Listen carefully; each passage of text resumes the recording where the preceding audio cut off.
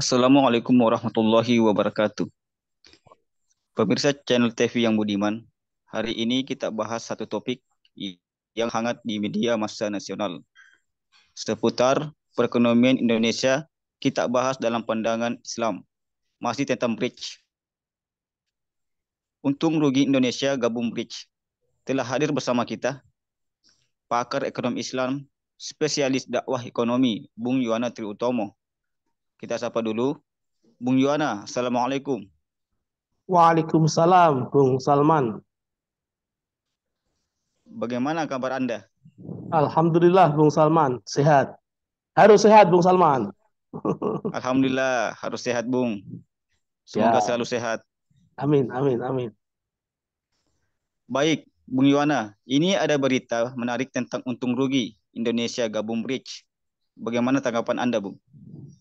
Ya, terima kasih, Bung Salman. Berita mengenai bridge ini memang masih hangat. Kenapa? Karena eh, kemarin bridge itu baru menyelesaikan konferensi tingkat tingginya di Afrika Selatan. Bahkan Indonesia yang pada awalnya digadang-gadang, dirayu-rayu untuk bergabung bridge, terakhir tidak ada nama Indonesia di dalam rekomendasi negara yang akan bergabung bridge itu.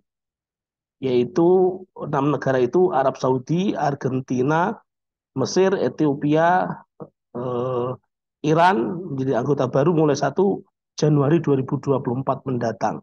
Jadi nama Indonesia tidak ada. Tidak ada nama Indonesia di daftar negara anggota baru tersebut. Nah, Presiden Jokowi menegaskan Indonesia memang tidak mau tergesa-gesa bergabung dengan blok ekonomi Brasil, Rusia, India, Cina, dan Afrika Selatan itu. Kita ingin mengkaji terlebih dahulu, itu kata Presiden Jokowi ya, ingin mengkalkulasi terlebih dahulu, tidak ingin tergesa-gesa, ujar Jokowi dalam rilis resmi usai menghadiri KTT Bridge di Johannesburg, Afrika Selatan, Kamis 24 Agustus kemarin. Dia menerangkan salah satu proses yang harus dilalui untuk menjadi anggota baru Bridge adalah mengirim surat expression of interest atau surat ketertarikan. Namun Jokowi menekankan Indonesia belum mengirim surat tersebut. Meski masih pikir-pikir bergabung dengan koloni, yaitu koloni Bridge itu, Presiden Jokowi menyebut Indonesia punya hubungan baik dengan anggota-anggota Bridge, terutama di bidang ekonomi. Di lain sisi, Wakil Presiden, Wakil Menteri Perdagangan, Jerry Sambuaga merinci keuntungan jika Indonesia sepakat bergabung ke dalam keanggotaan Bridge. Menurutnya, Indonesia punya kesempatan memperluas pasar non-tradisional ke Afrika hingga Amerika Latin. Fokusnya beda dengan apa yang kita lakukan di ASEAN, di APEC, atau G20. Ada region baru. Kita bisa menamakan non-tradisional. Ada Brasil di Amerika Latin, ada Afrika Selatan di Afrika. Itu bisa jadi pintu masuk untuk eksplorasi yang belum dilakukan. Itu kata Wakil Menteri Perdagangan Pak Jerry Sambuaga. Jadi begini, Bung Salman, eh, apa berita bridge ini memang rame ya, apa sampai beberapa waktu kemarin Indonesia itu dirayu untuk bergabung ya. Tujuannya untuk mengimbangi negara barat. Namun ya itu tadi termasuk dedolarisasi ya. Dedolarisasi itu juga diisukan di menjadi agenda KTT Bridge tanggal 22 sampai 24 kemarin. Kalau kita bicara koloni, kalau kita bicara kerjasama internasional itu pasti ada ujung-ujungnya itu pasti ada yang akan mendominasi. Itu pasti. Karena apa? Karena dominasi itu karakter dari kapitalisme memang begitu. Kalau dominasi itu kalau tidak Cina, Rusia, dugaan saya begitu. Itu hanya saja kemudian Cina ini kan juga akhir-akhir ini eh, perekonomiannya juga melambat kan itu. Nah, yang paling penting adalah oh, ini yang menjadi tugas yang Bung Salman berikan ke saya. Bagaimana menurut ekonomi Islam kan begitu. Ini makanya kemudian kita harus ingat Quran surah Al-A'raf ayat 96. A'udzubillahi minasyaitonirrajim. Walau anna ahlal qura amanu wa taqaw la fatahna alaihim barakatim minas sama'i wal ard walakin kadzabu fa akhadnahum bima kanu yaksibun.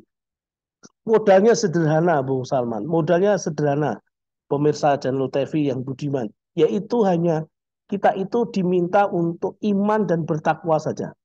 Seandainya suatu negeri, seandainya penduduk Indonesia ini misalnya ya, semoga aja mereka beriman dan bertakwa, la fatahna alaihim barakatim minas sama'i wal ard.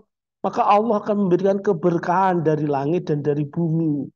Walakin kadzabu, tetapi mereka mendustakan. Naudzubillah min dzalik. Mereka jangan-jangan kerjasama dengan BRICS, kerjasama dengan OEDC itu bagian bentuk dari mendustakan ayat-ayat Allah itu. Naudzubillah summa naudzubillah. Apalagi kemudian legalisasi perampokan sumber daya alam itu kan sangat bahaya sekali. Naudzubillah summa naudzubillah. Makanya kemudian yang paling penting bagi kita itu sebetulnya iman dan bertakwa.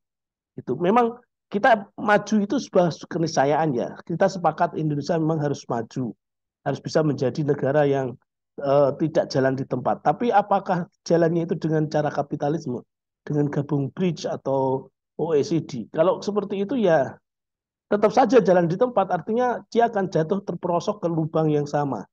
Bukan maju tetapi ya apa? Tetapi semu, maju tapi palsu tapi halu gitu. Ini istilah saya, Bung Salman. Termasuk proposal Indonesia Emas 2045 itu masih menggunakan paradigma lama. Kalau masih menggunakan paradigma lama, ideologi ekonominya tidak berubah, ya kalau tidak ke ideologi pasar, sedikit-sedikit ke arah ideologi humaniter. Maka yang kemudian itu nggak akan maju. Maju dengan paradigma yang tidak berubah, sama saja akan jatuh ke lubang yang sama. Artinya bukan maju, tapi justru malah mundur.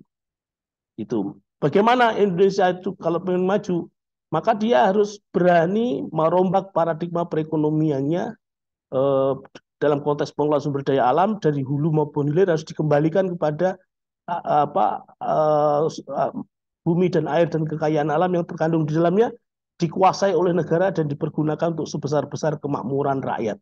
Ini tidak bisa kalau bukan ekonom muslim. Jadi majunya Indonesia dan dunia ini berada di tangan ekonom-ekonom muslim yang ekonomi Islam menjadi mindset mereka.